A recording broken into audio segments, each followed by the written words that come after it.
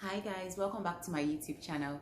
So basically today I'll be giving you a rundown on how it was for us to get to Brandon from Nigeria. So don't mind the way I look. I am really having a chill day today. Like I don't have the energy and the strength to do any makeup and wear any wig. So like basically this is how my face is going to be in the video.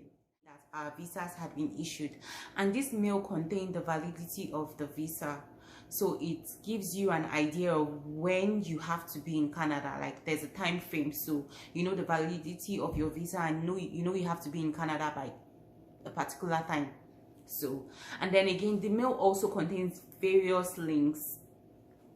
Why I'm talking about the mail is because I want you to know that those links in the mail is just as important as the visa itself, because it gives you an idea of how to prepare, and it gives you an idea of what would await you when you come, and like the first things you need to do when you come. There's also a link for you to join an immigration class. Then there's a link for the customs, and there's a link for, there are different links. So basically why I'm talking about this is because I want to talk about the link of the goods to come with. So basically you have this link that takes you to the page where you can where you know the kind of things you can bring into Canada and the kind of things you're not allowed to bring into Canada.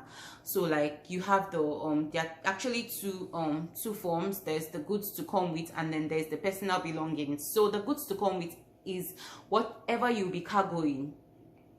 So I'm actually talking about this because later on in the video you understand why I'm talking about this. So basically you get your mail that your visa has been issued. Woohoo, celebration time. But also it was a time for us to think about what we wanted from then, or from there on. Like we needed to figure out when we wanted to leave and how we wanted to leave, and we needed to figure out things we're going to sell.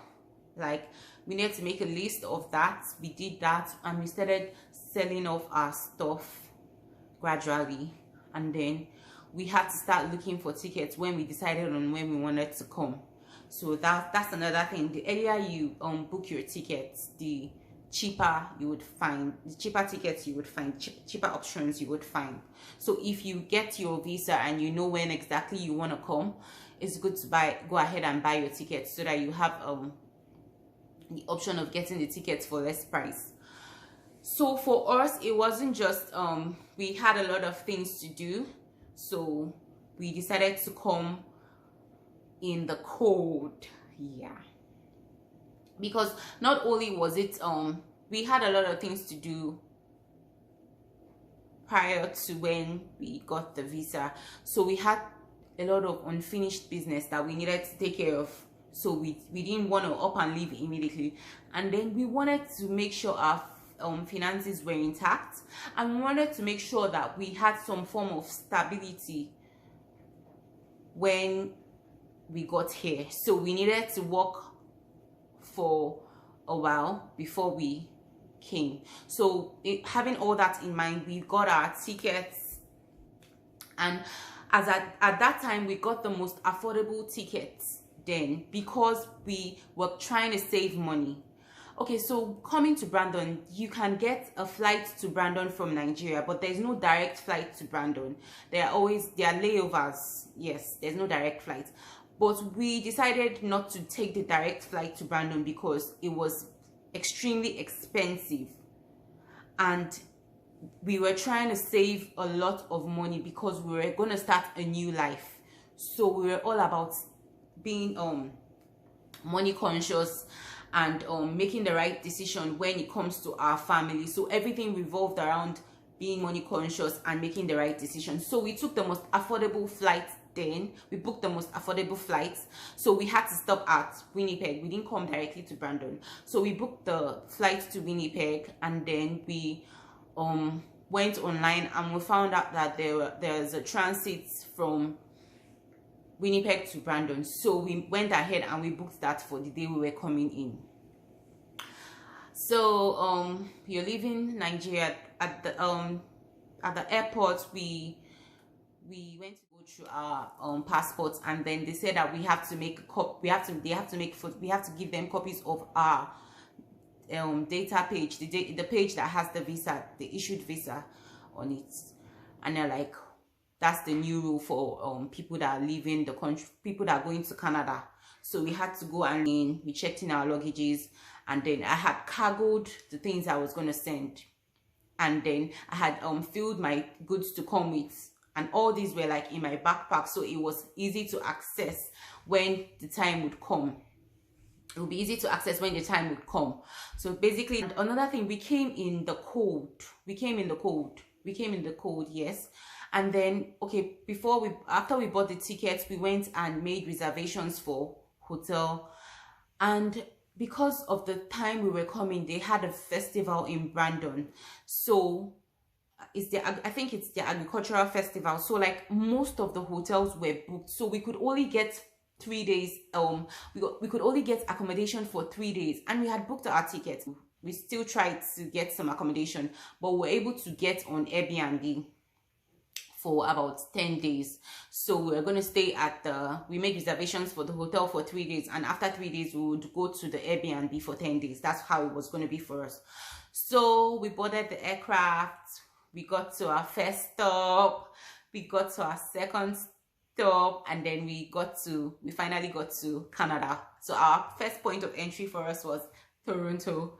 So we got to Toronto, and then at your first stop in Canada, you have to do your documentation. So that's where you give them your COPR, and we had to do that because that's what they will use to prepare your PR card. So we stopped, and then we had to do that. They took our information, and then they give you the Welcome to Canada book, and they also give you a list. There's a checklist of the things you need to do when you come. So like there's a settlement checklist. You have the first 10 things you need to do in the few days of your arrival, and then the settlement checklist. So basically we had all this, and then we went, and we were almost like, that's another thing, you need to when you're booking your flight, you need to take into consideration that you are going to do your documentation at your first point, or the first point you enter in Canada. So like, even if that's not your final stop, please make sure there's a long layover. The layover is long enough for you to be able to get that done. So we were running like the layover was not so long, and then we also had to go and check in for the connecting flights to Winnipeg. So like I was under a lot of pressure, and we had to go to customs to check our luggages. So luckily for us, probably the luggages had gone through the machine, and then there was no contraband there, so like we didn't have issues with that. But they had to stamp our goods to follow lists, and I was really very anxious because I didn't want us to miss the flight, especially as we had not even checked in. So like it was properly.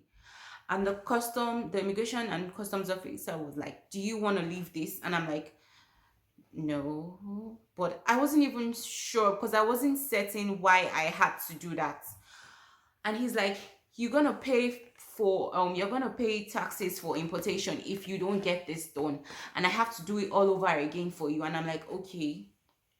And he's like, if you don't get on this flight, they could put you on the next flight. And I'm like, in my head, I'm like, I don't want to pay any extra money for anything I didn't budget for. So like it was my nerves just working up for no reason as usual.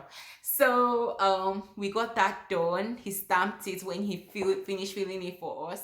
And when we were like going through when we were going into the aircraft, I'm like, this is not so cold, because I was in Toronto, and I'm like, it's not so cold. Why were people complaining? I didn't know what was waiting for me where I was going to. So we got on the flight, and then we got to Winnipeg. Guess what? We could not land. It was not even funny. We could not land, and we had a bus schedule to meet up with, and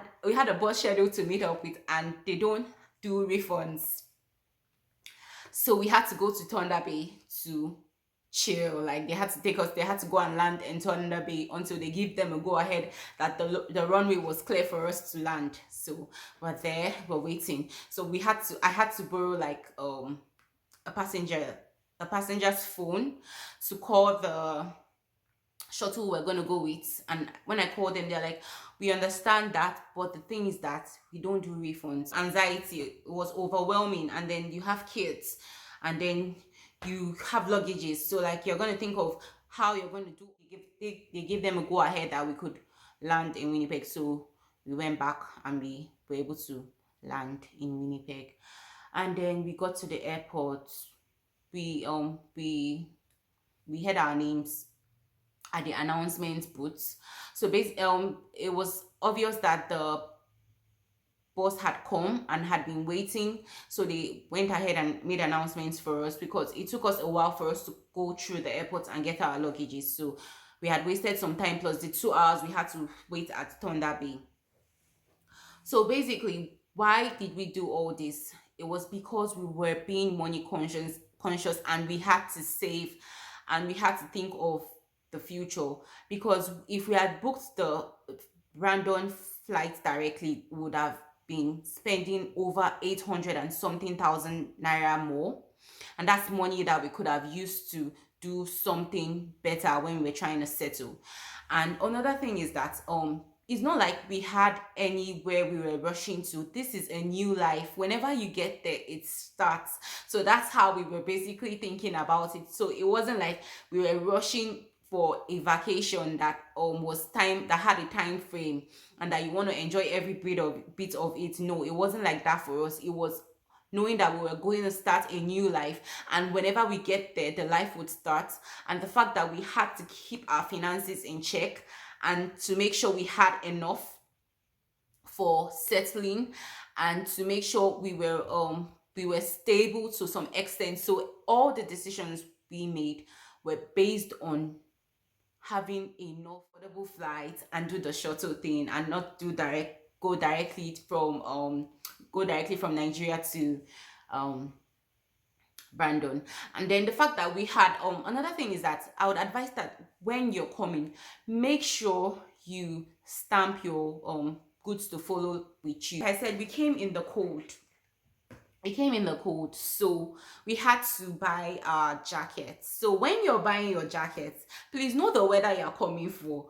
We went to go and buy normal London jackets for London cold. That's like -9 cold. No. We landed in -30. It was only my kids that had the proper jackets for this situation, because my aunt had bought them jackets when she came for summer. So like, if you know you're gonna come in the cold, please call somebody that stays here. You may have a friend or a family.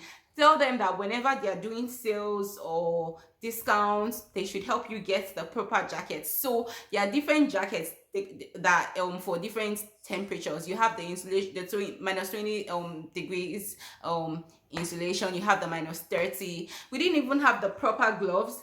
We didn't have the proper jackets. So we were like cold when we came out from the airport. So make sure you get the proper jackets. The bus took us to Brandon, and it could drop us in front of our hotel. So it dropped us in front of our hotel. We got into the hotel, we checked in, and then our life started. Like, because that journey wasn't even funny. Over how many hours? It was over 20 something hours.